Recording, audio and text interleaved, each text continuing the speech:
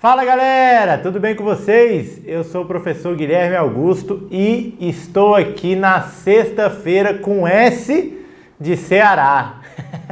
Brincadeira, né?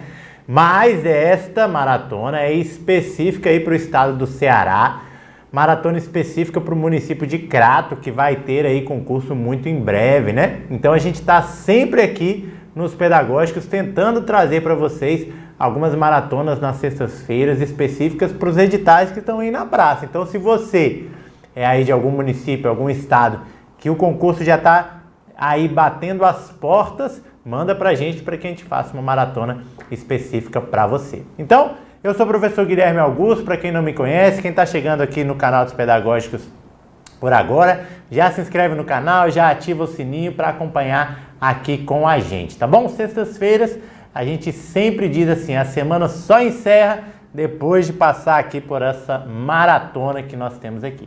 Então hoje estou eu, professor Guilherme, daqui a pouco vem também a dupla famosa aí que vocês conhecem, meus amigos, professor William e professor Carlinhos. Eu separei questões de dois assuntos muito cobrados aí nas provas. Você que não é no estado do Ceará, você que não mora aí no município, na região aí de Crato, que vai fazer a prova, mesmo assim você vai se beneficiar com essa maratona, porque a gente realmente sempre tenta trazer aí questões que são contempladas aí nos mais diversos concursos, tá certo? Então eu separei questões hoje sobre as DCNs, né? As DCNs do ensino fundamental e também sobre a função social da escola. Muito importante essas duas temáticas, caem muito em prova e a gente precisa estar atento aí na hora de estudar, na hora de se preparar para a hora das provas, tá certo? Então, pessoal, a gente vai corrigir aí cerca de 13 questões comigo e a maratona depois vai seguir com o professor William e com o professor Carlinhos, tá bom? Então, coloca na tela aí, Joscleide, vem comigo, galera. Eu sou o professor Guilherme Augusto. Se você quiser me seguir lá no Instagram, é só você colocar Prof. Guilherme Augusto que você vai me encontrar lá, tá bom? Então, pessoal, vamos aqui para a nossa primeira questão. Nós vamos começar com as questões sobre função social da escola. Vamos lá? Diz assim, ó, a discussão sobre a função social da escola tem sido abordada por diversos olhares que carregam em si suas particularidades, conforme o papel desenvolvido em cada tempo histórico. Desta forma, analise as afirmativas a seguir. Pessoal, importante ele falar isso daqui, vem comigo aqui, Joscleide. Importante ele falar sobre essa questão do papel, né, da função social da escola estar atrelado aos diferentes tempos históricos. Isso quer dizer o quê? Isso quer dizer que a educação, assim como a sociedade, ela acompanha os movimentos, né, sociais. Então a gente tem uma organização de educação com o papel da educação, com uma função social da escola sendo modificado ao longo do tempo. A escola tinha um papel quando ela foi iniciada, que o processo de escolarização, por exemplo, lá com os jesuítas. Hoje a gente já tem uma função social diferente para a escola. Então a gente precisa entender essas modificações ao longo do tempo e, claro, perceber como é o papel da escola nos dias de hoje. Entender as perspectivas relacionadas à função social nos dias de hoje nas escolas do nosso país. Então vamos fazer aqui alguns ajustes para vocês, alguns esqueminhas para que vocês percebam aí como que se configura o papel da escola atualmente. Então coloca na tela aí, pessoal. Então foi como a gente falou, né? A função social da escola, ela relaciona a escola, né? A educação como um todo com a sociedade em um determinado período histórico. Então, essas relações entre educação e sociedade em cada tempo histórico é o que define, é o que vai nos nortear com relação à função social da escola, tá certo? Então, pessoal, função social da escola ou papel da escola, né?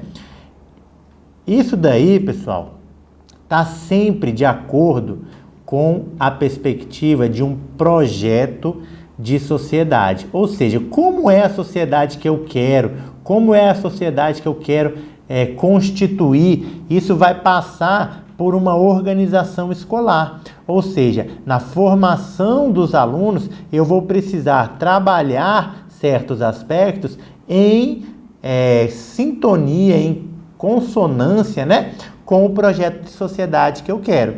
E aí, pessoal, eu posso manter a sociedade como ela está, né, numa perspectiva de manutenção do status quo, ou eu posso querer transformar.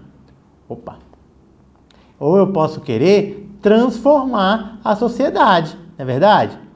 Ou eu posso manter, ou eu posso querer transformar a sociedade, tornando a sociedade mais justa, mais igualitária, com oportunidades para todos, não é verdade?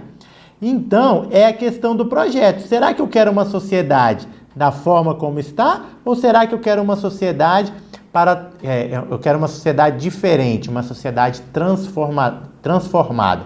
Quando eu penso em manter, eu sempre vou pensar em uma perspectiva de uma sociedade liberal, de acordo com o liberalismo econômico, de acordo com a perspectiva do capitalismo. Agora, se eu pretendo transformar, eu vou estar em uma perspectiva progressista, Ou seja, vem comigo aqui na tela. Então, se eu quero um projeto de sociedade para manter a sociedade na organização como está, na manutenção do status quo, uma sociedade que a gente sabe hoje pautada por muita desigualdade social, eu estou em uma perspectiva liberal. Então, a escola, ela nesta perspectiva, vai contribuir para que a sociedade mantenha-se organizada dessa forma. Ah, não, se o meu projeto de sociedade é um projeto de uma sociedade mais justa, mais igualitária, com redução da desigualdade social, eu vou fazer o quê? Eu vou tentar reduzir essas desigualdades ali, contribuindo com uma formação dos estudantes para que eles possam fazer uma leitura dessa realidade e transformar essa realidade. Aí eu tenho uma perspectiva mais progressista da função social da escola, tá certo? E aí você vai me perguntar, e hoje, professor, nos dias de hoje? Ora, a gente entende, né, na literatura, e a gente entende aí que nós estamos passando por um momento crítico, né, histórico crítico da educação. Então a gente está em uma perspectiva progressista. Então a educação hoje ela vem em um percurso, em um progresso para buscar uma transformação social, ou seja, uma sociedade melhor para todos, com mais igualdade, com mais justiça, com oportunidades para todos, independente da sua classe social, tá bom? Então essa é a pegada da função social nos dias de hoje. A partir dessa contextualização, nós vamos seguir para as questões para que a gente possa entender, tá bom? Então volta aí de novo na tela, vamos lá para as nossas questões, para as nossas afirmativas aí, para depois a gente julgar, tá bom? Então, olha só, vai dizendo assim, ó, é indiscutível a importância da escola no desenvolvimento da sociedade. O que vocês acham, pessoal? É ou não é? É super importante a escola para a gente desenvolver um projeto de sociedade? Certíssimo, né? A escola faz parte aí da organização social e por estar ali diretamente relacionada com a formação de novos cidadãos, a gente tem aí essa importância indiscutível para a escola, para a gente poder desenvolver uma sociedade, né? Número 2. A finalidade da escola é voltada exclusivamente para o atendimento das classes mais vulneráveis da escola.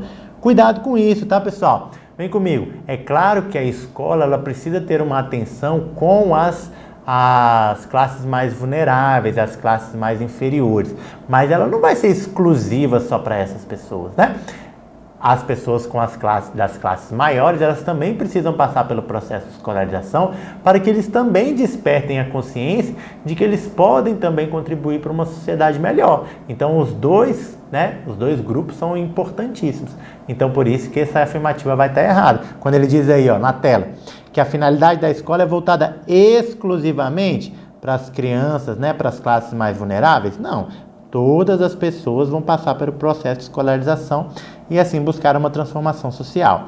3. O papel da escola perpassa a compreensão de que o seu eixo principal de atuação é a evolução e a transformação do ser humano?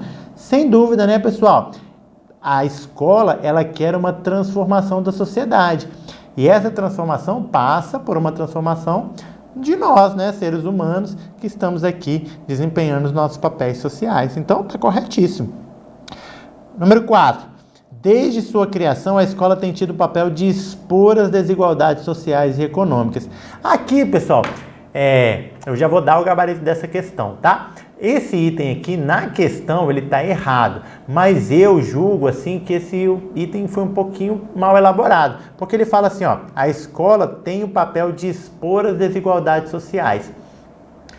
Não é o principal papel da escola expor as desigualdades, na verdade, minimizar as desigualdades, trazer mais oportunidades, oferecer uma educação de qualidade, agregando conhecimentos científicos historicamente acumulados com as experiências dos alunos. Esse é o papel da escola. Mas para que eu faça, ou que eu permita que o aluno faça uma leitura adequada da realidade, eu tenho às vezes que expor, mostrar para ele que a sociedade tem desigualdades, não é verdade? Para que ele faça essa leitura. Então, por isso, eu achei esse item assim, um pouquinho mais mal elaborado. Porque você pode dar margem realmente para a gente entender que realmente precisa expor as desigualdades, tá certo? Então, volta aqui comigo na tela. Então, ó, aqui tá falso porque não é o principal papel da escola. Mas, né, como essa contextualização que eu fiz talvez seja importante que a gente exponha, assim, as desigualdades sociais, mas eu acredito que o item quis dizer, assim, de expor no sentido ruim da palavra, né? De mostrar, de acentuar aí, talvez, as desigualdades sociais. E aí, realmente, não é o papel da escola, tá certo? Vamos, então, para a afirmativa número 5. A escola, enquanto instituição social, tem um papel de socialização do saber sistematizado. Sim, né? A escola tem um desses papéis, que são os conhecimentos científicos sistematizados historicamente pela sociedade, passar isso de geração em geração, tá certíssimo. Então, as afirmativas corretas são a 1, a 3 e a 5. Gabarito da nossa questão só pode ser a letra C de casa. Olha o gabarito chegando aqui pra gente. Maravilha? Então, já vimos aí uma questão que fala aí bastante elementos sobre a função social da escola. Agora a gente vai seguir no percurso com questões relacionadas a essa temática, sempre entendendo isso.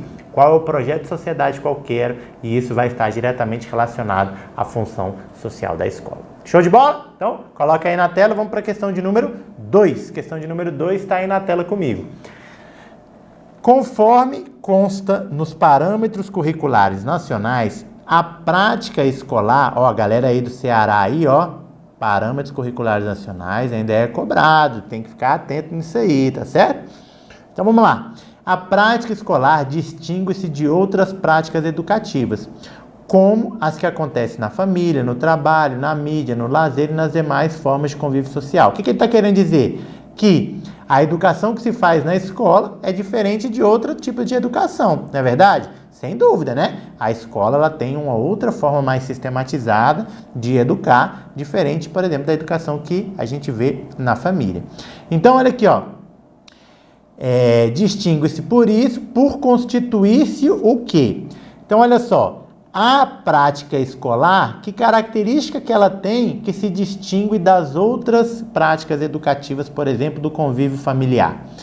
Uma ação intencional, sistemática, planejada e continuada para crianças e jovens durante um período contínuo e extenso de tempo? Certíssimo, né, pessoal? Tá certo. A perspectiva da prática escolar, ela é uma educação sistematizada, planejada, orientada, diferente de uma educação no seio familiar, né? Porque ali não tem tanta sistematização.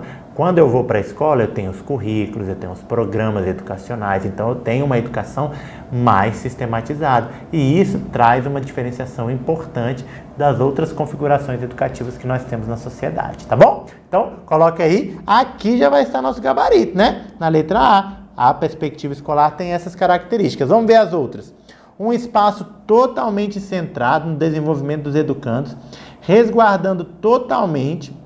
resguardado, na verdade, totalmente os interesses pessoais, políticos, econômicos e culturais. Pessoal, a gente não resguarda esses interesses, né? Esses interesses pessoais, políticos, econômicos, as demandas culturais da sociedade, elas têm de estar ali presentes no processo escolar, tá certo? Então, por isso, nosso item aqui não vai estar certo.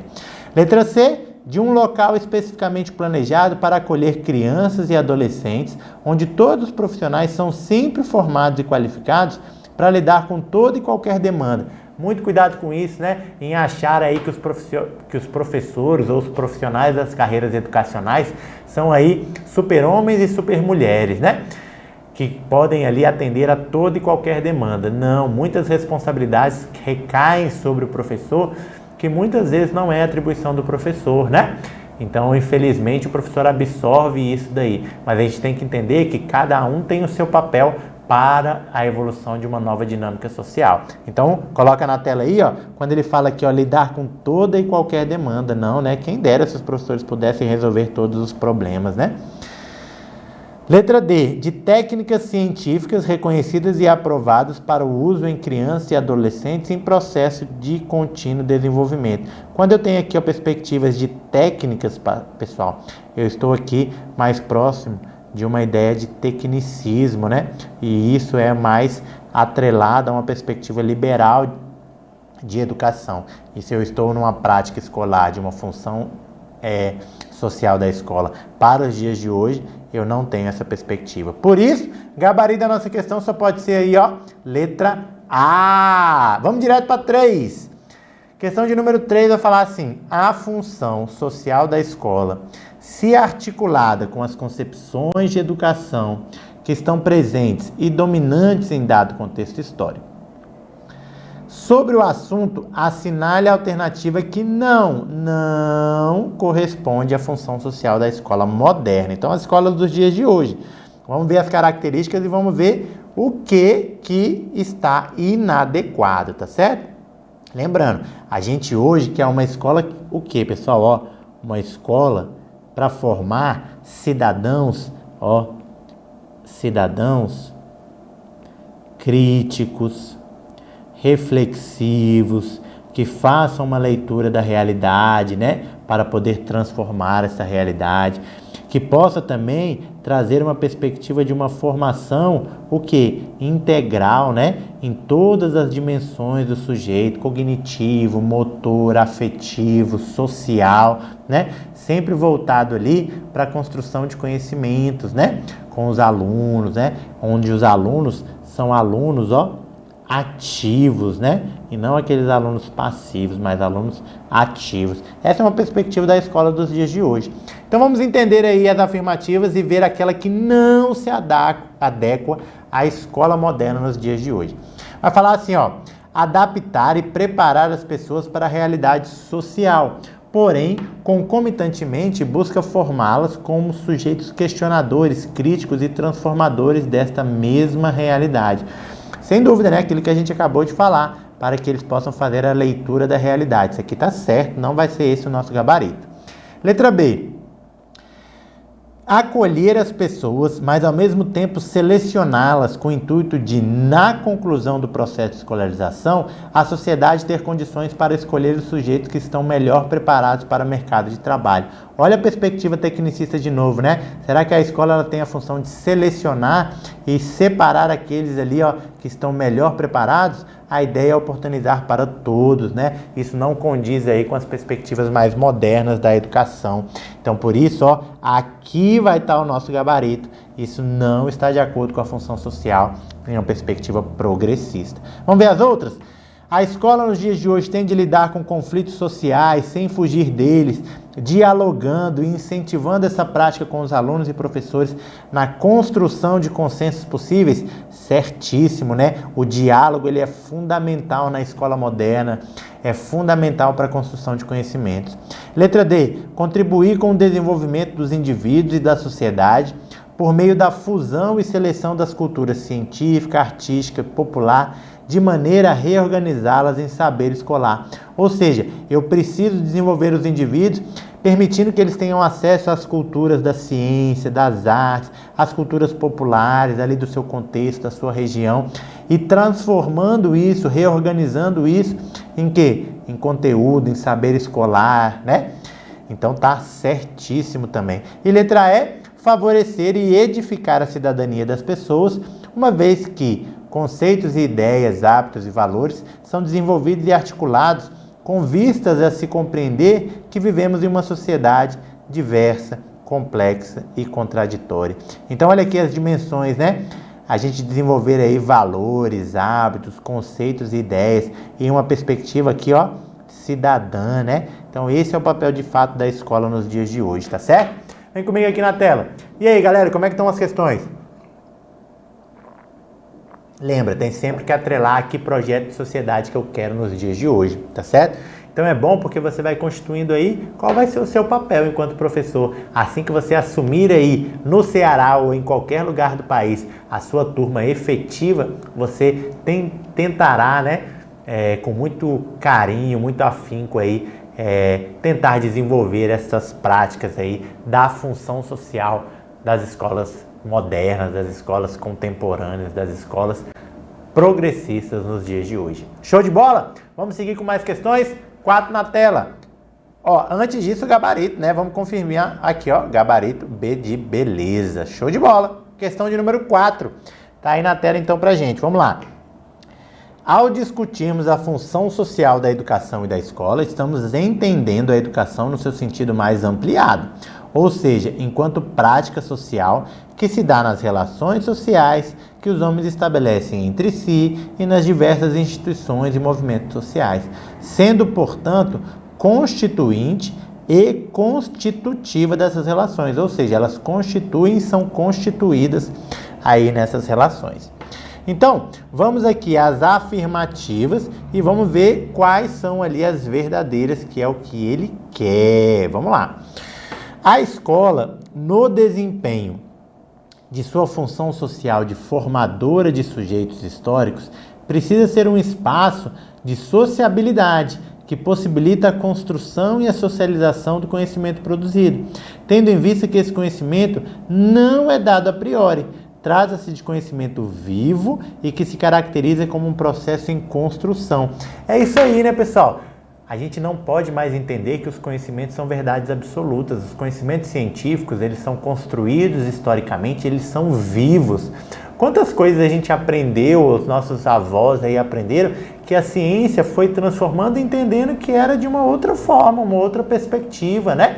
Então a gente realmente precisa entender que a construção de conhecimento é algo dinâmico, é algo vivo, neste processo interativo entre aluno e professor. Está corretíssimo, a escola tem este papel de construir ativamente, de uma forma dinâmica, os conhecimentos que serão perpassados aí por cada uma das gerações que virão pela frente, tá certo? Então, na tela aí de novo, o item 1 está certíssimo. Vamos para o 2.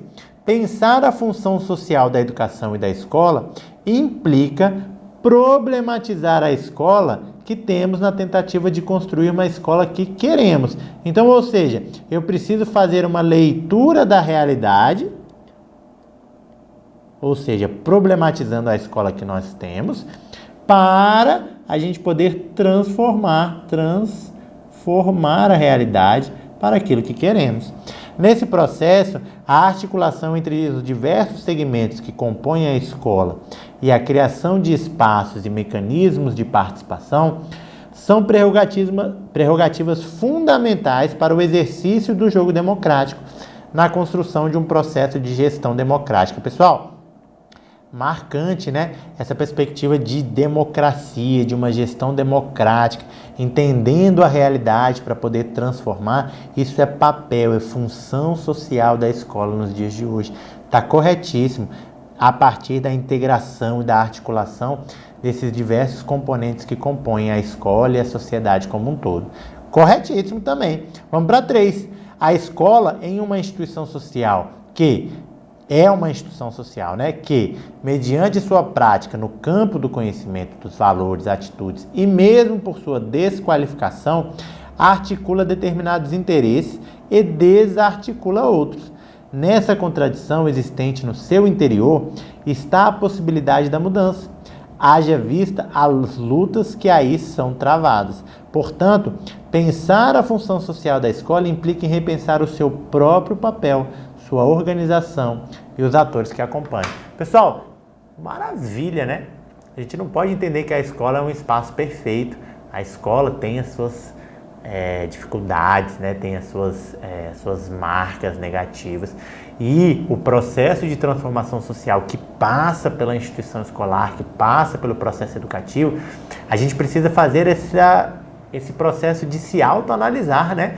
Reconfigurar aí as nossas práticas, entender e reorganizar aí a educação na sua escola, para que de fato a gente consiga concretizar esse processo de transformação social, contribuir com ele diariamente.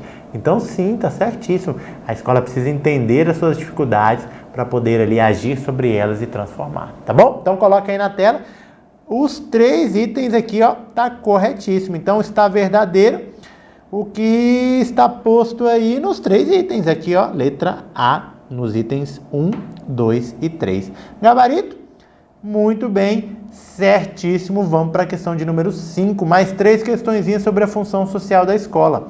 Vai falar assim: a função social da escola envolve o quê? Então vamos lá, ó, a gente já viu várias características que a gente veio falando aí ao longo dessa nossa aula. Então vamos lá, ó, dessa nossa maratona.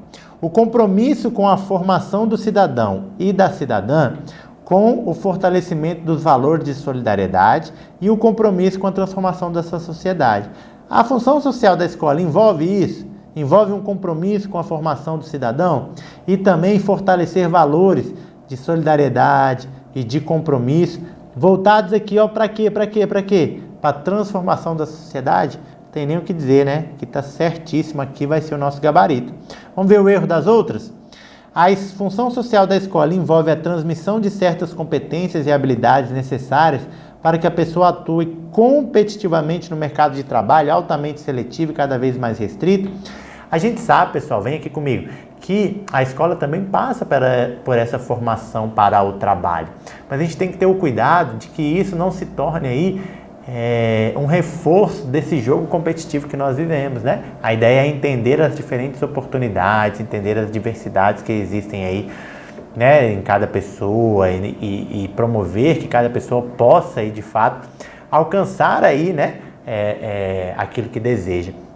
Então, muito cuidado quando a gente fala de que a escola tem esse papel de preparar competitivamente para o mercado de trabalho. Não, a gente tem que mudar um pouco este panorama, sim, entendendo a importância do trabalho, mas entendendo de que a gente pode fazer isso de uma perspectiva mais solidária, democrática, justa e com oportunidades para todos, tá bom? Então, por isso, ó, tá errado aqui esse nosso item. Letra C, as funções de classificar, envolve as funções de classificar e selecionar os estudantes para investir naqueles que mostram melhores condições como postulante a futuros empregos. A gente vai classificar e selecionar nas escolas?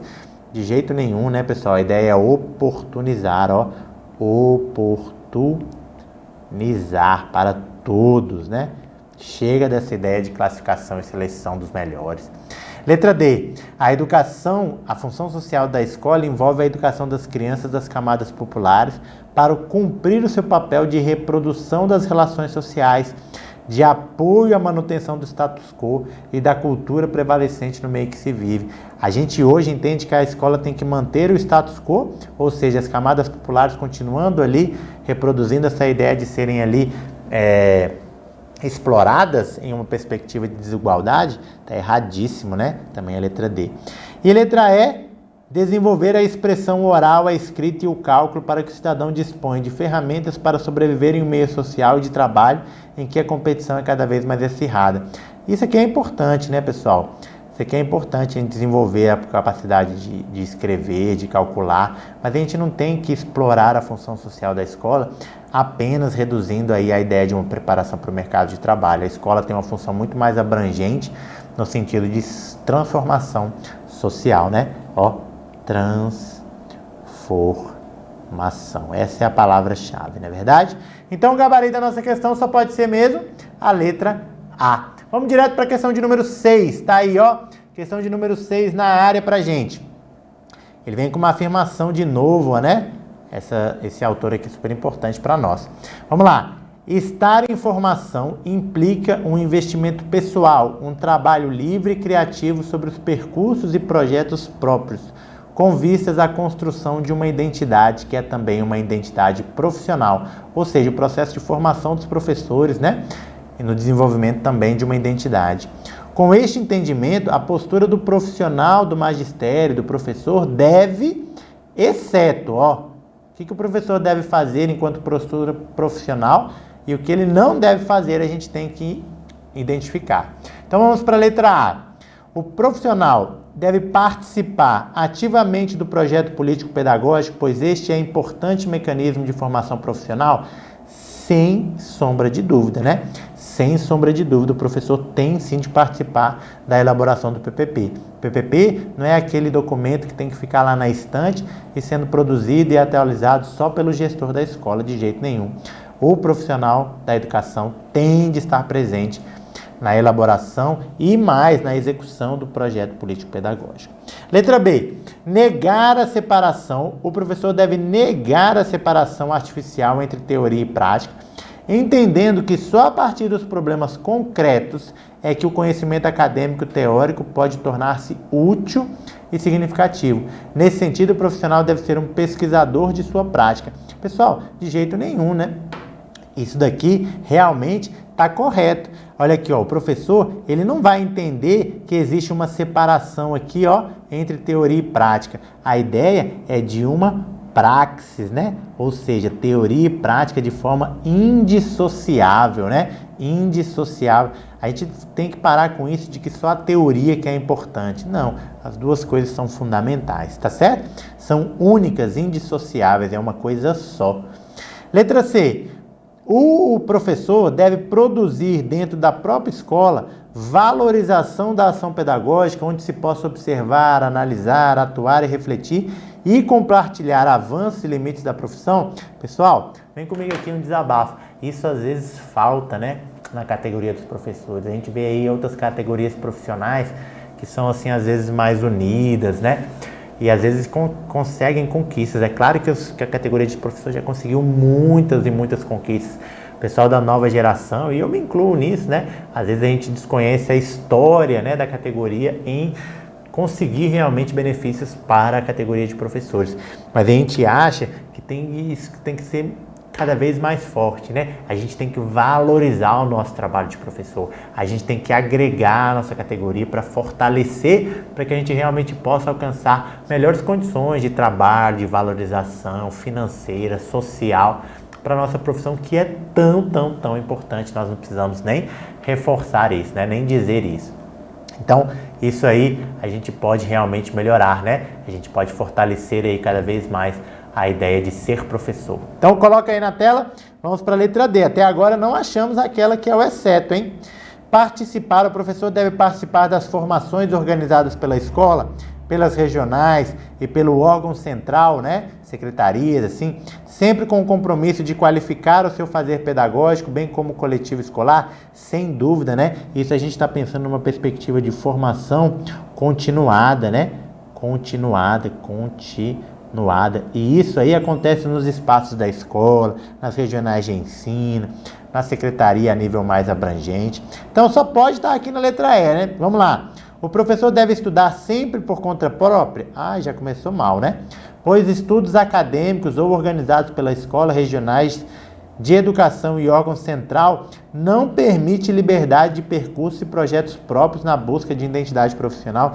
Viajou, né? É claro que participando de estudos acadêmicos, em todas as esferas aí, escola, regionais de ensino, a gente vai sim construindo novos percursos e vai sim trazendo identidade para a nossa profissão. Gabarito então só pode ser a letra E de escola, tá aqui, Vamos para mais uma questão sobre função social da escola, antes da gente passar e trocar de temática nessa nossa maratona aqui para o Ceará. Questão de número 7.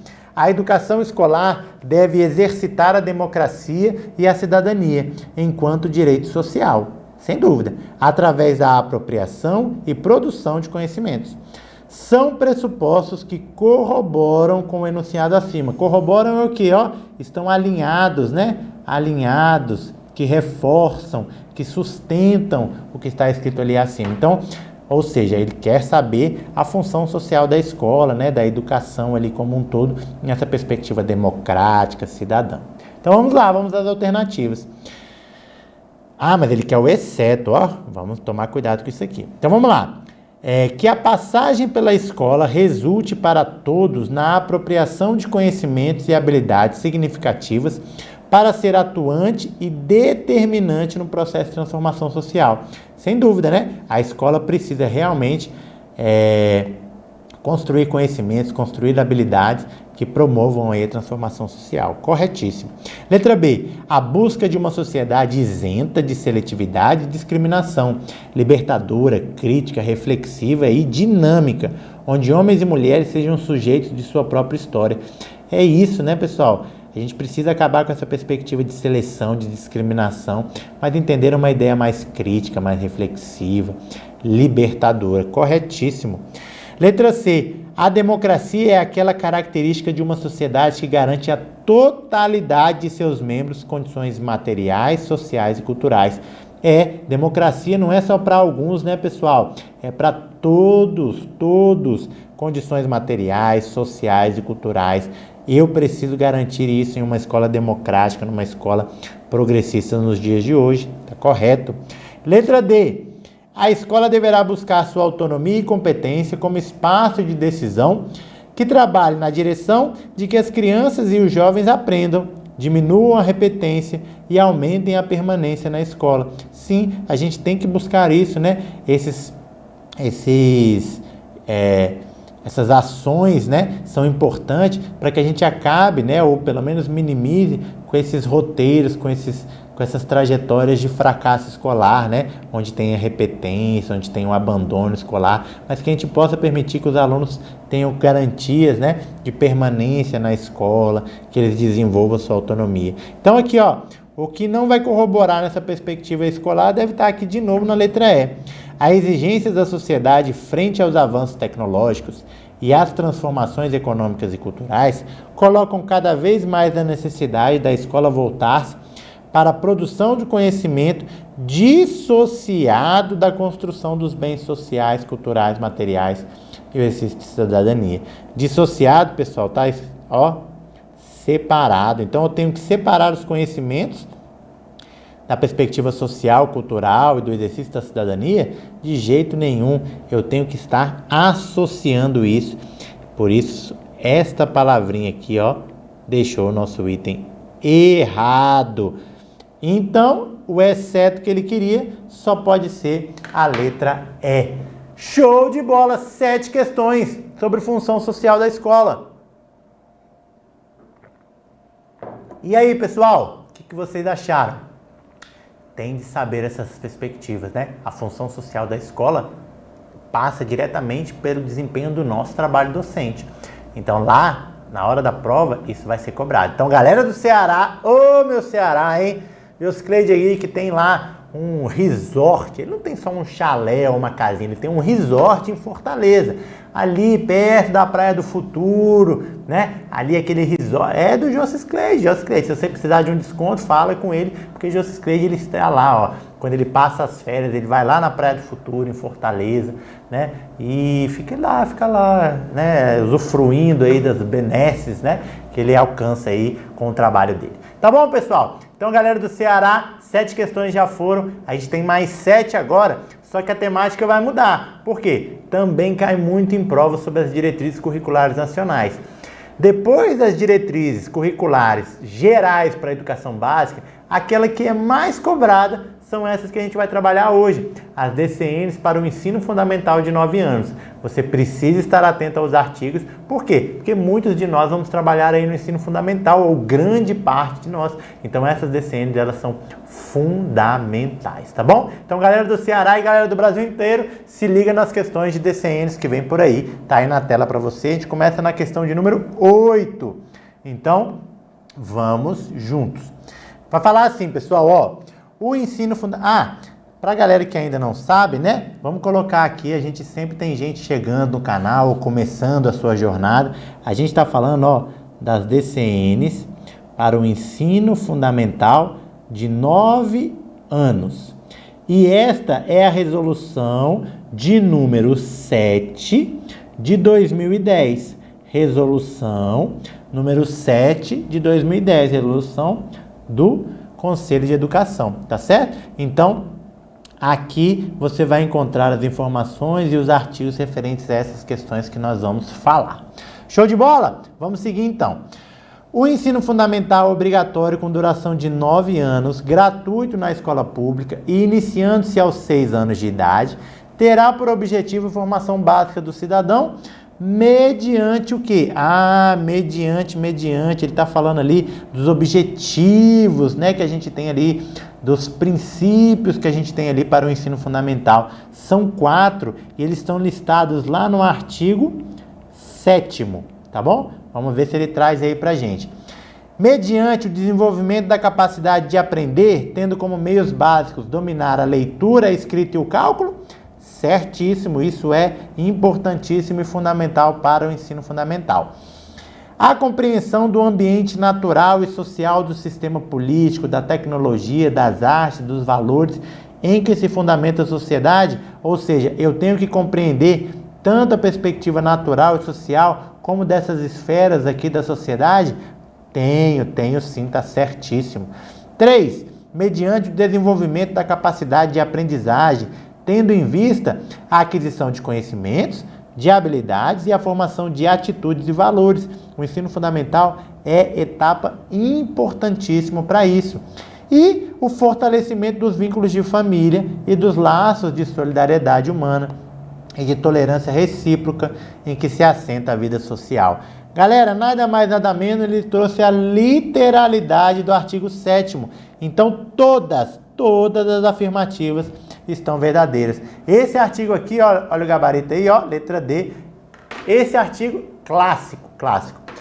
Você tem que saber esses 4 objetivos, né? Não vem assim explícito como sendo objetivos, mas você tem ali, porque é objetivo de uma formação básica do cidadão, então acaba sendo ali objetivo para o ensino fundamental. São esses 4. Muitas vezes ele vem omitindo um, ou vem trocando a perspectiva de um, né, o entendimento de um. Esses 4 tem que estar, esse artigo guardado lá no ladinho esquerdo do peito, lá no coração, porque ele é fundamental, tá bom?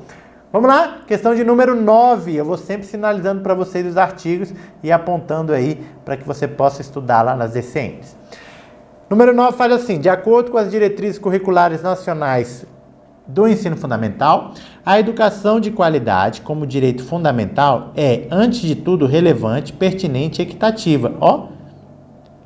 Ele está perguntando assim, é equitativa por quê? Vamos entender aqui, pessoal. Isso daí está lá no artigo 5º, vou colocar aqui em cima, ó. Artigo 5º. E aí ele fala que essa educação, né, de qualidade, ela tem de ser relevante. Relevante por quê? Porque ela tem que se reportar com aprendizagens significativas, ó.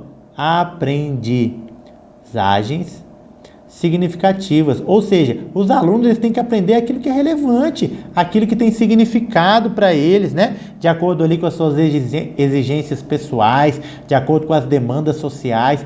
Ou seja, a gente não pode ficar ensinando na escola aquilo que a gente não entende que é significativo para o aluno. A gente tem que partir dessa perspectiva das aprendizagens significativas. Isso é ser relevante. E ser pertinente, pessoal? Pertinente é na ideia de atender às necessidades de cada contexto cultural. Ou seja, é pertinente àquela realidade. A gente está falando aqui, ó, dos contextos, das realidades sociais, tá certo? Culturais. E das capacidades e interesses também de cada um dos alunos. Ou seja, esse ensino, esta educação, ela tem que ser significativa e ela tem que ser ali pertinente com o contexto.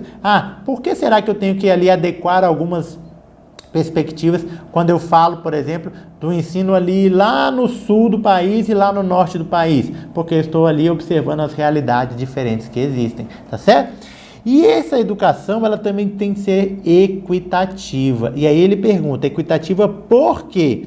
Por quê, pessoal? Vamos aqui às alternativas e a gente vai encontrar por que tem que ser equitativa, tá bom?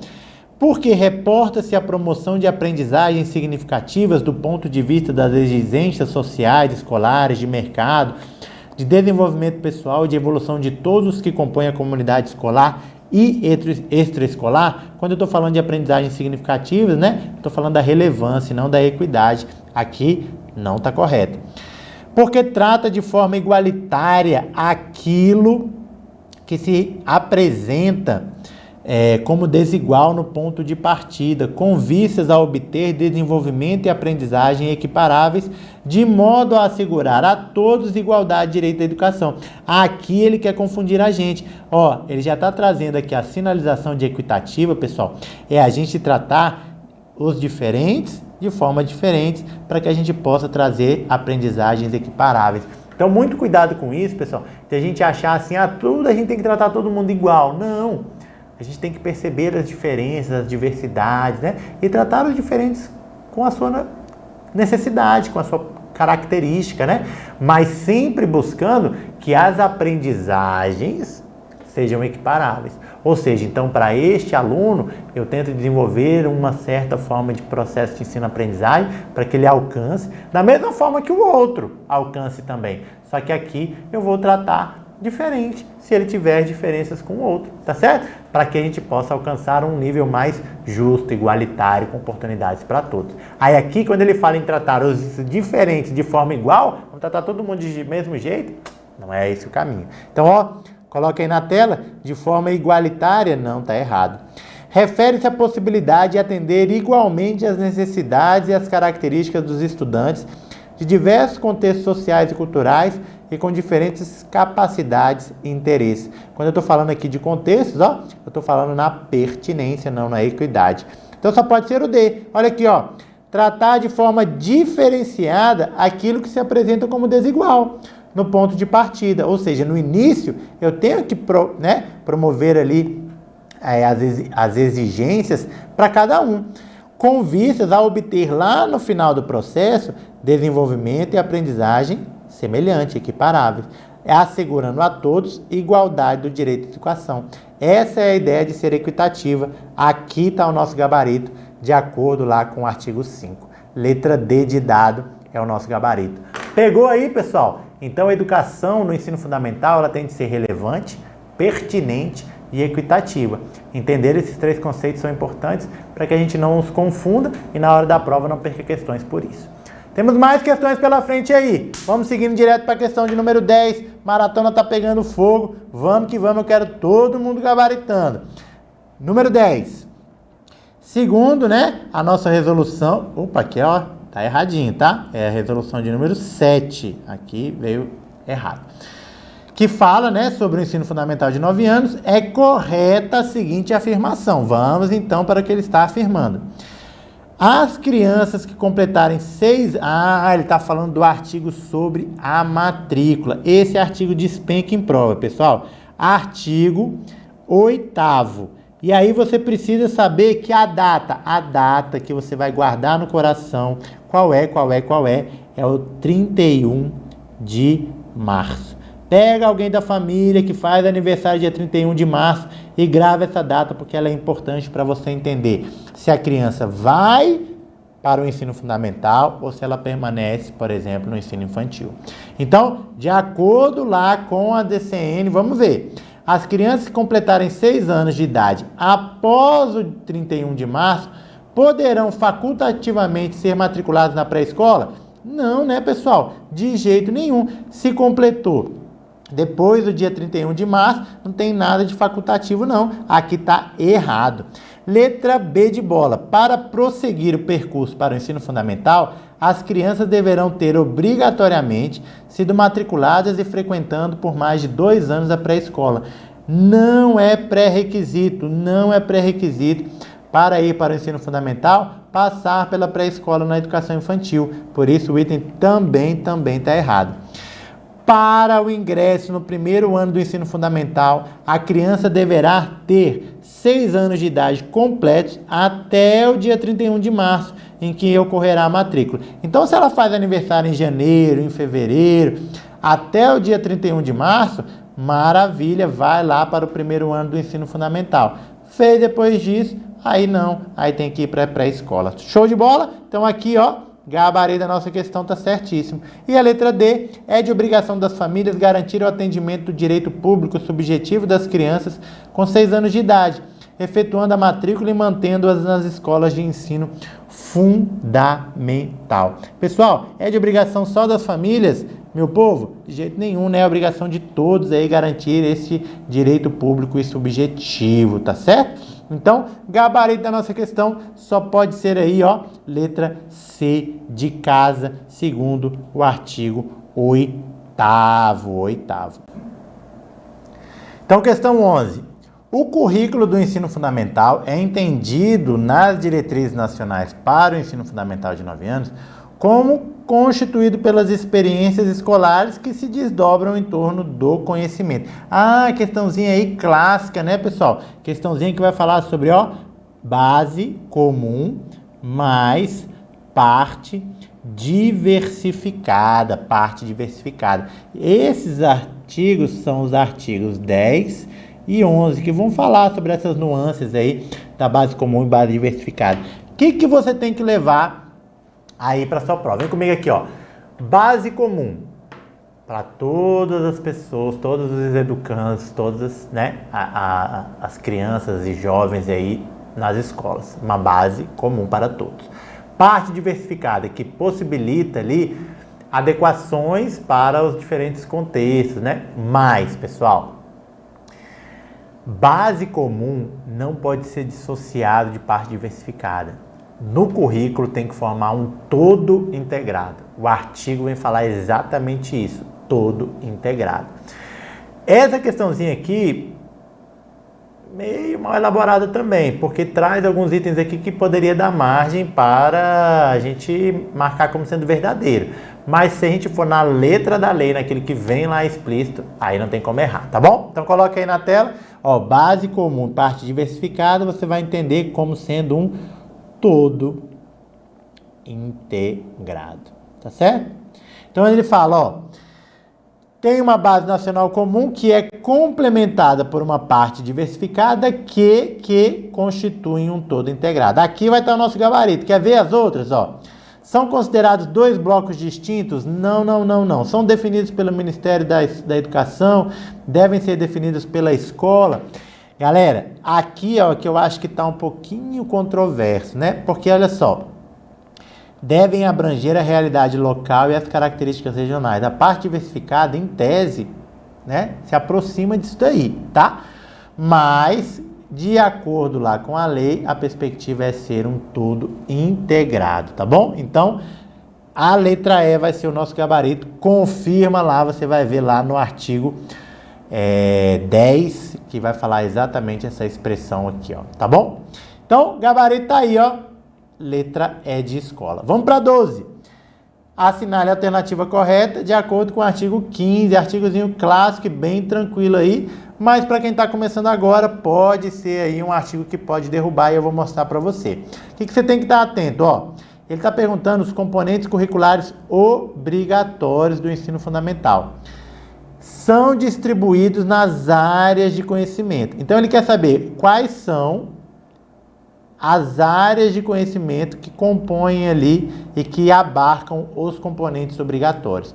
Galera, então você tem que saber a diferença entre o que é um componente curricular e o que é uma área de conhecimento, tá bom?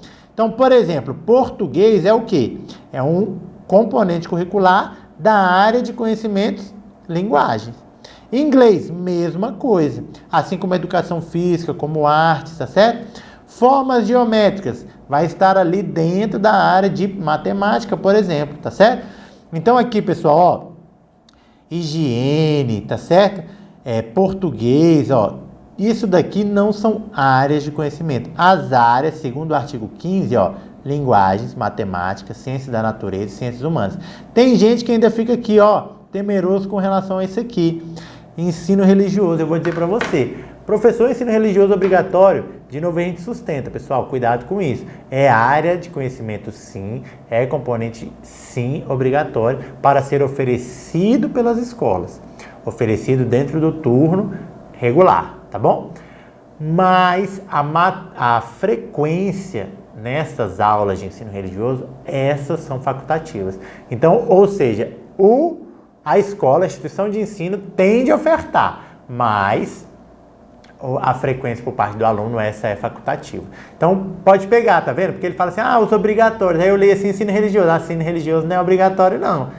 É obrigatório para a instituição, sim, ofertar. para o aluno frequentar aí, que é facultativo, tá bom? Então, ó, gabarito da nossa questão, letra A de amor. Vamos fechar com a 13. 13 tá aí também, vai falar das DCNs do ensino fundamental de 9 anos. Então, ele vai falar assim, ó, com relação ao currículo do ensino fundamental, as DCNs prevê aos órgãos educativos do sistema de ensino, compete a produção e a disseminação de materiais subsidiários ao trabalho docente, que contribuam para a eliminação das discriminações, racismo, sexismo, homofobia e outros preconceitos. Certíssimo, certíssimo, né, pessoal? Isso aqui tá lá assim na parte do currículo. E a gente sabe que os sistemas de ensino, que as instituições de ensino têm realmente, né, de promover aí práticas que acabem, né, ou que minimizem ao máximo a discriminação, racismo, sexismo, homofobia. Aqui já vai estar, né, o nosso gabarito. Vamos ver as outras, ó. Em sua parte diversificada, será incluído obrigatoriamente a partir do 6º ano de ensino, pelo menos 2 línguas estrangeiras modernas, pessoal. Isso aqui, ó, artigo 17. Artigo 17 não vai falar pelo menos 2, mas pelo menos uma língua estrangeira moderna, tá certo? Letra C. O ensino religioso é parte integrante da formação básica do cidadão e constitui componente curricular oferecido preferencialmente no contraturno. Falei isso aí agora, né? É no turno regular das escolas do ensino fundamental. Também não é a letra C. Isso daqui, ó, tá lá no artigo 15, tá? Artigo 15 que fala lá dos componentes curriculares obrigatórios. E também no artigo 15, lá no parágrafo 4º, se eu não me engano, acho que sim, que vai falar sobre a música, né? A música se constitui em conteúdo facultativo do componente curricular da arte, assim como teatro e literatura. Música, como o Joscleide toca muito, não é facultativo, é obrigatório. Vocês sabiam que o Joscleide toca? É, sim, ele é. O cara faz de tudo, né? O Joscleide é diferenciado. Então, galera do Ceará, a gente vai terminando aqui a minha participação.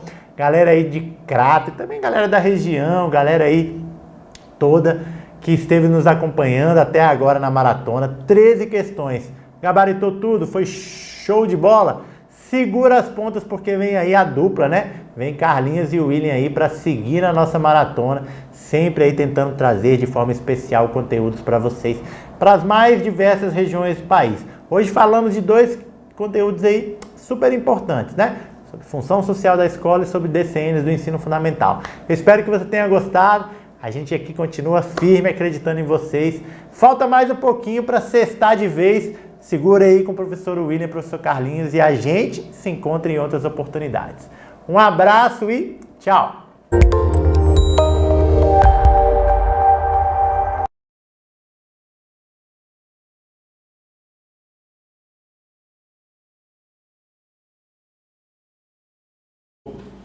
Fala galera, tudo beleza? Tô aqui com vocês hoje muito feliz demais, né? Porque hoje a gente tá conversando com a galerinha aí de Crato, né?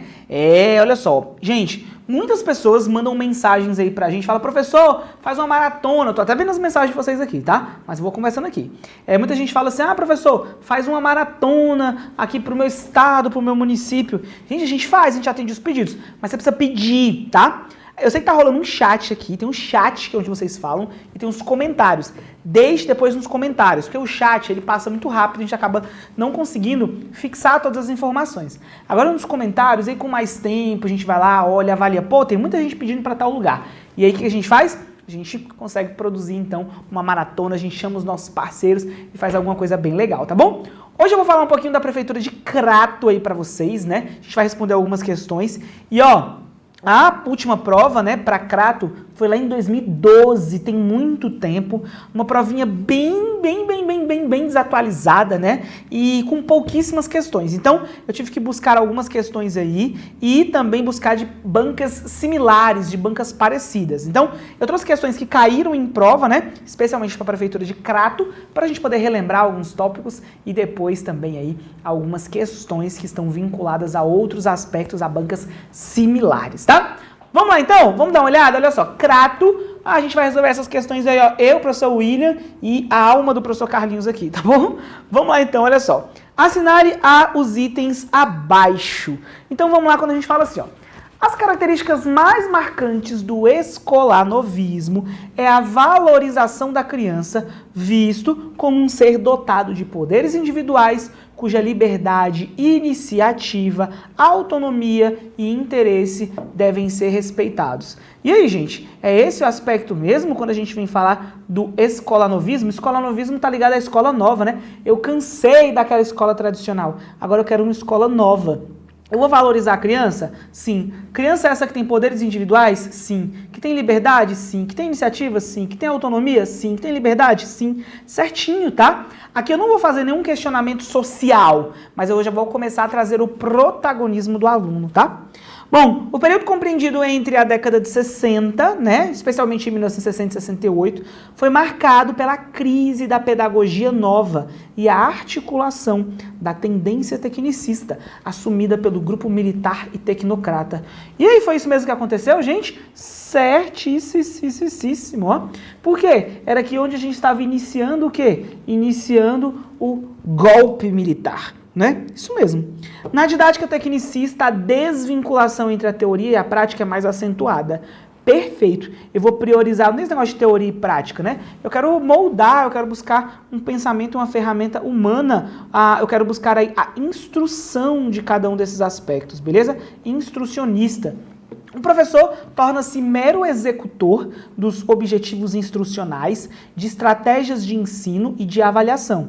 Acentua-se no formalismo didático através dos planos elaborados segundo normas pré-fixadas. Certo ou errado? Certíssimo. Eu preciso pensar nessas normas aí pré-fixadas.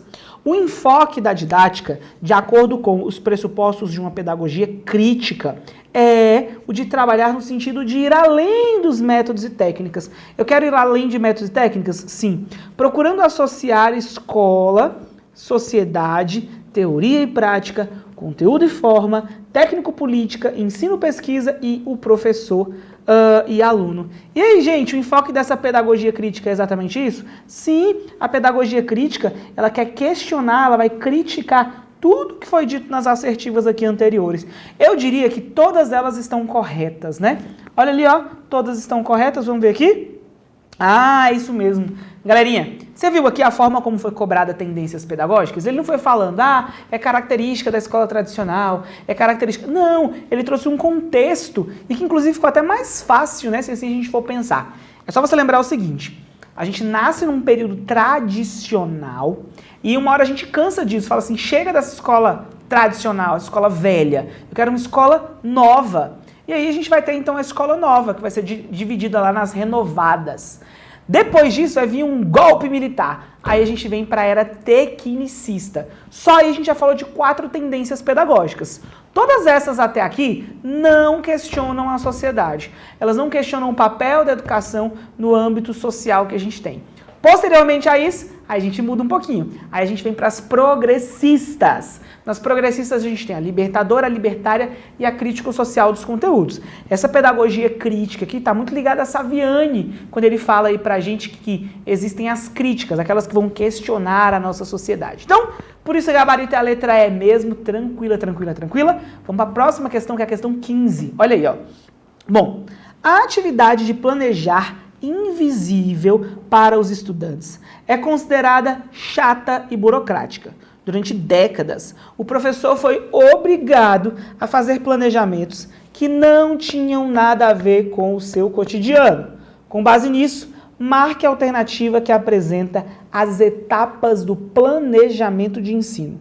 Quais são etapas que tem que ter no planejamento de ensino, hein? Todas as vezes que eu for planejar uma aula, gente, a primeira coisa que eu preciso fazer... Eu tenho como planejar alguma coisa para você se eu não conheço você? Claro que não. Então, a primeira coisa que eu preciso fazer é isso aqui, ó. É um diagnóstico. Essa é a primeira coisa que eu preciso fazer. Feito o diagnóstico, aí agora eu vou pensar. O pensamento, ele vai ser a elaboração. Pensei, agora não vamos ficar só no blá, blá, blá, não, só no pensamento. Vamos colocar isso em prática? Vamos para a fase de execução. E por fim, eu ainda preciso avaliar tudo isso. Eu vou para a avaliação. A avaliação é quando eu vou pensar, será que aquilo que a gente planejou deu certo? ou não deu, né? Então, gente, vamos lá, ó. Observação? Não nasce com observação. Objetividade, coerência, flexibilidade, ordem sequencial. Isso aqui são características, tá? E a banca pediu o quê? Etapas. Etapa é passo a passo, né? Objetivos, conteúdo e método são componentes. Sondagem, olha aí, ó. Diagnóstico, elaboração, execução e avaliação. Aqui também seriam componentes. Galerinha, por que sondagem? Sondagem está muito ligada ao diagnóstico. Eu vou sondar quem é você, eu vou sondar como essas características elas se dão para que a gente possa apresentar algo então efetivo, algo real a partir de todas essas características, tá bom? Gabarito então, dá uma olhada aí, ó, é a letra D de dado. Vamos para a próxima? Vamos lá então quando a gente fala o seguinte, ó. Que atitudes o professor poderá desenvolver para reduzir a indisciplina e realizar um trabalho de acordo com a realidade da sala de aula dos alunos? Gente, eu enquanto professor, eu quero reduzir a indisciplina? Sim, eu não quero esse negócio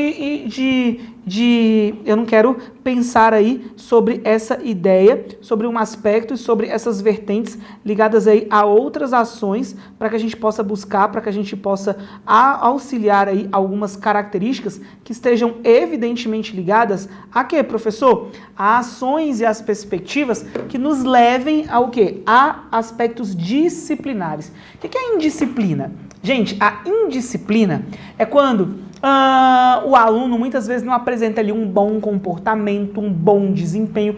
E eu não estou só falando de regras e normas não, tá? Porque só regras e só normas trazem uma ideia tradicional, né? E não é disso que eu estou falando não, mas eu estou falando de todo ali um convívio. Muitas vezes, quando a gente pensa em disciplina, em colocar o aluno num molde, num padrão, né? Vira aquela coisa, a gente estava falando agora do regime ou da ditadura militar, né?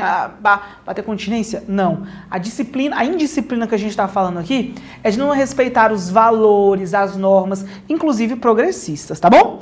Vamos lá então? Olha lá, ó. Realização de planejamentos com base tanto nas opções político-pedagógicas quanto na problemática social, econômica, política e cultural que envolve a escola, os professores, os alunos, os pais e a comunidade.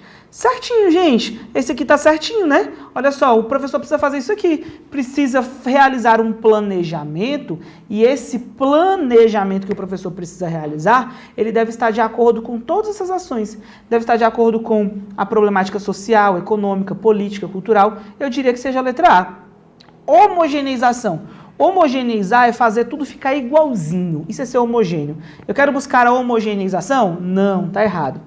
Planejamento de objetivos e processos pedagógicos didáticos desconectados com as relações entre educação e economia? Desconectados? Não, muito pelo contrário, né, gente? Tem que estar conectado. Auxílio aos alunos através de sua autoridade máxima e incontestável. Ah, tá de sacanagem. O professor ele vai ser autoritário, né? Ele vai ser uma autoridade máxima e incontestável? Não. Nenhuma das alternativas também não. A única é a letra A, né? Galerinha, gabarito aqui, ó, vamos ver se é a letra A.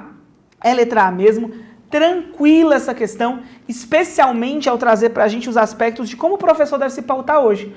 Hoje o professor ele deve se pautar por meio de um planejamento participativo, envolvendo a nossa comunidade, envolvendo os alunos, envolvendo os demais professores, envolvendo ali a todos. Jamais pensando em padrão, em homogeneização, de jeito nenhum, tá? Ó, então dá uma olhada aí, ó. Vou até mostrar para vocês essas palavras negativas. Homogeneização, desconexo e autoridade máxima incontestável.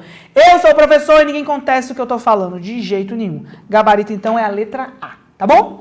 Vamos para a próxima? Questão 17, quando fala assim pra gente. Relacione as sentenças abaixo. Didática, pedagogia, planejamento de ensino e avaliação. Então, esses são os aspectos aí que a gente precisa buscar.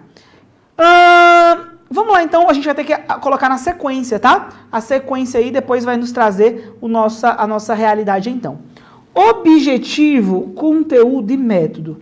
Todos esses aqui, gente, todos esses aqui, eu diria que são componentes do meu plano de ensino. Todos esses são componentes do plano de ensino. Quem é que fala isso aqui? É o número 3, planejamento de ensino, ó, então a sequência é 3. Tem como objeto de estudo o processo ensino-aprendizagem na relação educacional. O Quem é que vive para estudar o processo ensino-aprendizagem? Gente, quem vive para estudar o processo ensino-aprendizagem é a didática. O objeto de estudo da didática é o processo ensino-aprendizagem. Meio de obter informações sobre o desenvolvimento da prática pedagógica e identificar determinadas características dos alunos. Quem é que traz esses meios aí para a gente ter informações, gente? É a avaliação. A avaliação que vai me trazer ferramentas importantes para isso. Ciência da educação e do ensino. Quem é que se dedica a estudar a educação e o ensino? A dedicação e o ensino só pode ser a pedagogia. A pedagogia. Então, o gabarito, olha só. 3, 1, 4 e 2. Vamos lá? 3, 1, 4 e 2. Deve ser a letra B de bola. 3, 1, 4 e 2. Gente, essas palavrinhas aqui, elas são muito importantes, né? Ó, o que é a didática? Didática é o estudar o processo de ensino-aprendizagem. Ah, aquele professor tem uma boa didática. Ele é um especialista em processo de ensino-aprendizagem. Pedagogia é o mais amplo de todos, né? Pedagogia, ela é tida aí como a ciência da educação e também do ensino. O plano de ensino é quando eu falo de objetivo, conteúdo, método, avaliação. E a avaliação é um feedback, é o replanejamento, é o retorno de todas essas ações, tá bom? Vamos lá! Olha lá aqui, ó. Vamos para a próxima, então. Agora, sendo aí pra gente aí gabarito a letra B mesmo. Vamos para a questão 18, quando fala sobre o tema avaliação da educação básica nos anos iniciais do ensino fundamental estão coerentes. Então vamos buscar o que está coerente aí quando a gente vai falar de avaliação nos anos iniciais do ensino fundamental.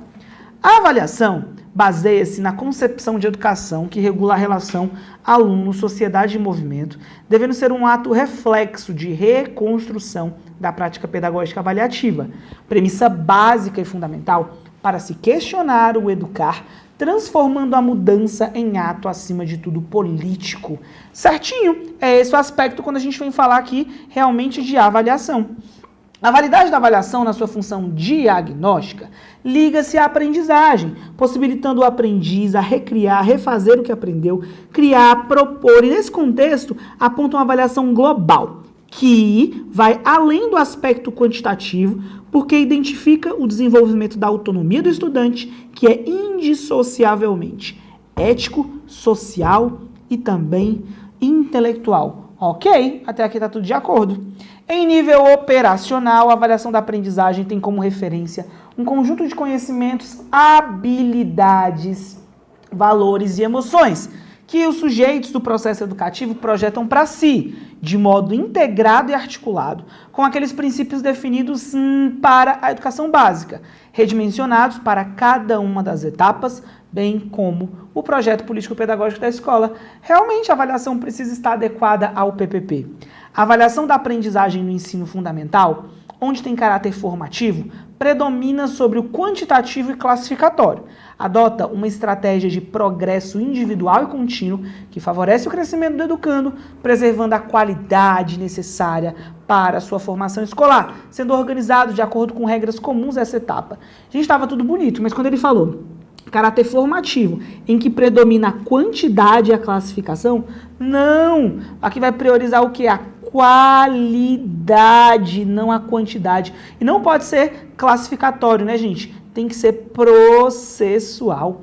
Então, olha só, tá correta a 1, a 3 e a 2, né? E a 4 está errada. Ele perguntou aqui, tá correto aí o quê? Tá correto aí 3 alternativas apenas. Vamos dar uma olhada aqui, ó. É letra D mesmo. Viu, gente, como a avaliação é complexa, né? E a gente foi buscando, quando chegou lá no último, você já tá até cansado, né? Mas tem que ficar de olho nas letrinhas ali. Ele tentou empurrar a ideia de classificação de quantidade para avaliação formativa, o que inviabiliza o nosso item. Vamos para a questão 19? Olha lá na tela, ó. A educação especial é uma modalidade de educação de ensino transversal a todas as etapas e outras modalidades, como parte integrante da educação regular e deve ser prevista no projeto político-pedagógico da unidade escolar. Os sistemas de ensino devem matricular todos os estudantes com deficiência, transtornos globais do desenvolvimento e altas habilidades ou superdotação, cabendo às escolas organizarem-se para seu atendimento, garantindo assim as condições para uma educação de qualidade para todos e a consideração de suas necessidades educacionais específicas, pautadas em princípios éticos, políticos e estéticos. Sobre a educação especial e o atendimento educacional especializado, não é correto dizer vamos buscar aquela que está errada, tá? A educação especial, gente, ela visa garantir dignidade humana? Sim, dignidade humana. E também a observância, tá, do direito de cada estudante de realizar seus projetos e também estudos, de trabalho, de inserção da vida social e autonomia e independência. Certinho até aqui. Ao professor do AEE, cabe identificar habilidades e necessidades dos estudantes, organizar e orientar os serviços e recursos pedagógicos e de acessibilidade para a participação e aprendizagem dos estudantes. Certinho, são essas as perspectivas que a gente precisa buscar sobre os nossos estudantes. Ó, identificar as habilidades, em que ele manda bem, o que ele ainda precisa de se desenvolver ali. A busca da identidade própria de cada estudante, o reconhecimento e a valorização das diferenças e potencialidades, o atendimento às necessidades educacionais no processo de ensino-aprendizagem como base para a constituição e ampliação de valores, de atitudes, de conhecimentos, de habilidades e de competências são perspectivas que norteiam as ações da educação especial. Certinho, a educação especial ela vai buscar ampliar tudo isso para o público-alvo. Quem é o público-alvo mesmo? O estudante com deficiência, com transtornos globais de desenvolvimento e aquele que possui altas habilidades ou superdotação. O objetivo do atendimento especializado é identificar habilidades e necessidades dos estudantes, organizar recursos de acessibilidades e realizar atividades pedagógicas específicas que promovam seu acesso ao currículo. Esse atendimento substitui a escolarização da classe comum e é ofertado no turno de escolarização nas escolas, na verdade nas salas de recursos multifuncionais da própria escola. Substitui? Não, gente, tá errado. Presta atenção numa coisa, aquele aluno, ele estuda lá de manhã, no ensino regular, à tarde ele faz o AEE, ele tem lá o professor da sala de recursos. A sala de recursos substitui o ensino regular? Não substitui. Ele vai, em alguns casos, complementar, em outros casos, suplementar. Essa ideia de substituição na educação especial, ela até cabe em algumas questões, tá? Em alguns casos, ela vai substituir o regular. Mas aqui, como ele está falando que o AEE que vai substituir isso, aí não, aí tá errado, tá bom? Gabarito, ó, letra D está equivocada, olha a letra A. Os sistemas e as escolas devem proporcionar condições para que o professor de classe comum possa explorar e estimular as potencialidades de todos os estudantes, adotando uma pedagogia dialógica, interativa, interdisciplinar e inclusiva. É isso que a gente quer buscar mesmo, gente? Certinho. Eu tenho que proporcionar essas condições para que o professor da classe comum possa fazer tudo isso, né? Possa explorar, possa dialogar. Então, gabarito deve ser a letra D de dado. Vamos para a próxima questão, questão 20, questão sobre currículo, quando fala assim pra gente. O currículo ele é um conjunto de valores e práticas que proporcionam a socialização de significados no espaço social e que contribuem intensamente para a construção de identidades sociais e culturais dos estudantes. E reitera-se que deve difundir os valores fundamentais do interesse social, dos direitos e deveres dos cidadãos, do respeito ao bem comum, à ordem democrática, bem como considerar as condições de escolaridade dos estudantes em cada estabelecimento, a orientação para o trabalho, a promoção de práticas educativas formais e não formais. Sobre o tema currículo educacional, assinale a sequência correta abaixo, aí, considerando aquilo que é verdadeiro e aquilo que é falso. Vamos julgar então, gente, o que é verdadeiro e o que é falso? A organização do tempo escolar deve ser construída em função das peculiaridades, certinho, do seu meio, que é o contexto, e das características próprias dos estudantes, não se restringindo às aulas das várias disciplinas. Ok, eu não vou me restringir mesmo não, ó, certinho. A matriz curricular deve ser entendida como o princípio que funciona como a delimitação da vida curricular e educacional, de tal modo que as escolas de todo o país possam padronizar diferentes campos do conhecimento a serem trabalhadas. Não, gente, eu não quero padronizar de jeito nenhum. Eu quero dar autonomia, possibilitar a autonomia, a heterogeneidade, não a homogeneidade, tá? Falso. O percurso formativo deve ser aberto e contextualizado, sim, incluindo não só os componentes curriculares centrais obrigatórios previstos na legislação e nas normas educacionais, mas também, conforme cada projeto escolar estabelecer, outros componentes flexíveis e variáveis, que possibilitem percursos formativos que atendam aos inúmeros interesses, necessidades e características dos educandos. Verdadeiro. E, para a definição de eixos temáticos norteadores da organização e desenvolvimento curricular, parte-se do entendimento de que o programa de estudo aglutina investigações e pesquisas de diferentes enfoques. Até aqui, ok? O eixo temático organiza a estrutura do trabalho pedagógico, limita a dispersão temática e fornece o cenário no qual são construídos os objetos de estudo. Certo ou errado? Certinho. Os eixos temáticos, eles devem fazer justamente isso, né? Delimitar, né? Eles devem trazer ali pra gente, essa ideia de buscar diferentes enfoques de modo em que a gente possa garantir a dinamicidade do processo de ensino-aprendizagem. Verdadeiro, falso, verdadeiro. Gabarito deve ser a letra... Vamos ver aqui, é letra A mesmo? Vamos para a próxima? Vamos lá para a questão de número 21, quando fala assim.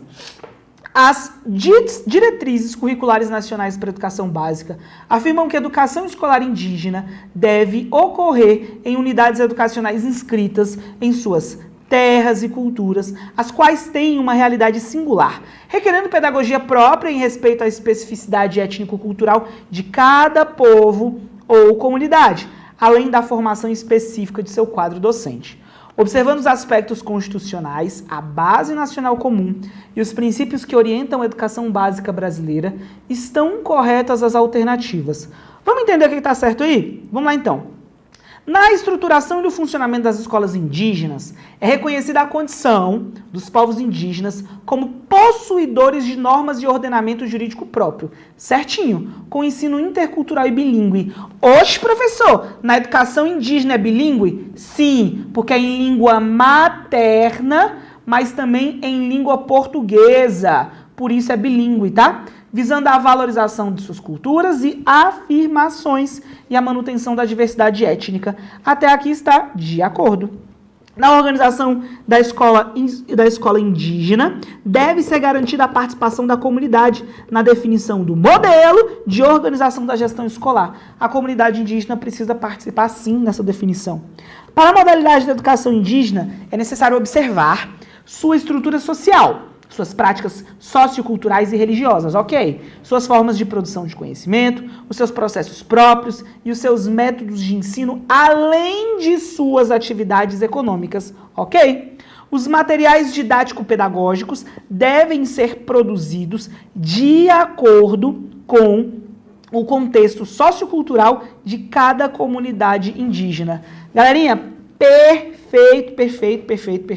Gabarito deve ser a letra A, 1, 2, 3 e 4, tá tudo de acordo.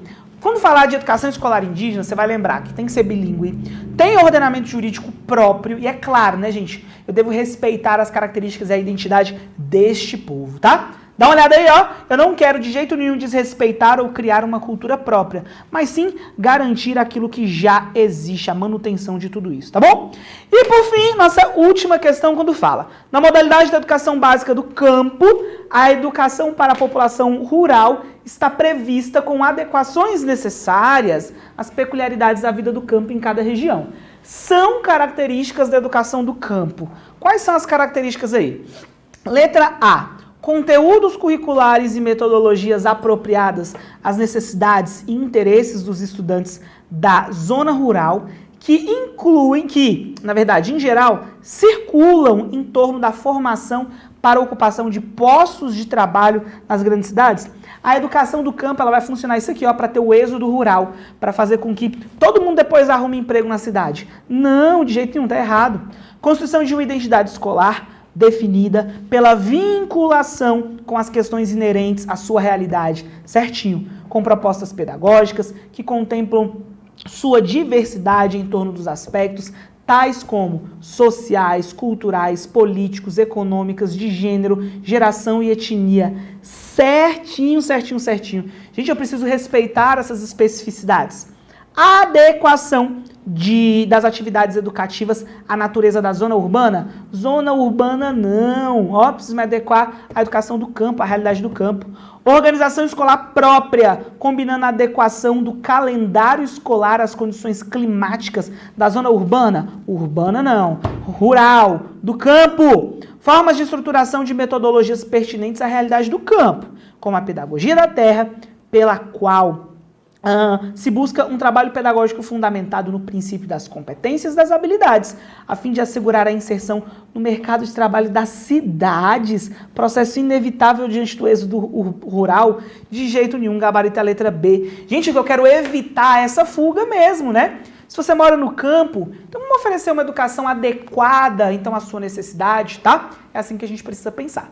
Galerinha, eu vou ficando por aqui desejando a você um excelente estudo. Ó, presta atenção numa coisa. Deus ajuda quem sexta-noite estuda, viu? Essa maratona aqui, ela tá aqui para poder fazer a diferença aí na sua vida. Você que tá aí abrindo mão de fazer outras coisas na sexta-feira, outro momento também, né? Porque eu sei que tem gente que assiste aí offline a maratona, você vai ser recompensado por isso, tá? E o último recado que eu queria dizer para vocês é que se você vai estudar para a Prefeitura de Crato, ou para outro concurso do Ceará, ou qualquer lugar no país, nós temos o método MAIS. O que é o método MAIS? É um método que eu e o professor Carlinhos desenvolvemos, em que apenas 11 semanas você consegue ver todo o seu edital. Isso mesmo, tá? Toda a parte de pedagógicos, português e também Estatuto da Criança e do Adolescente. O método MAIS ele é composto de 4 pilares. Nós temos teoria. Depois você vai produzir o seu material, a metodologia ativa, fazer mapas mentais. Depois a gente tem a hora dos exercícios, e aí você vai assistir todos os exercícios conosco, recebe antes o material, vai lá, faz, depois assiste a gente comentando todas as questões. E por fim, a gente ainda tem um momento de revisão, que é importante rever tudo que você estuda, né? Esse é um método que está conquistando em todo o Brasil e fazendo muitas pessoas serem aprovadas. Em 11 semanas, você consegue aí estar preparado para a sua prova. A assinatura do método MAIS é para 1 ano, então você durante 1 ano inteiro pode fazer o método quantas vezes você quiser. Mas eu te garanto que uma vez só já faz toda a diferença. Então dá uma olhada no link que o Joseph Cleide vai colocar aí para você se matricular e ser o nosso aluno nesse método tão específico. Um abraço, eu vou ficando por aqui, ó. Até mais, tchau, tchau.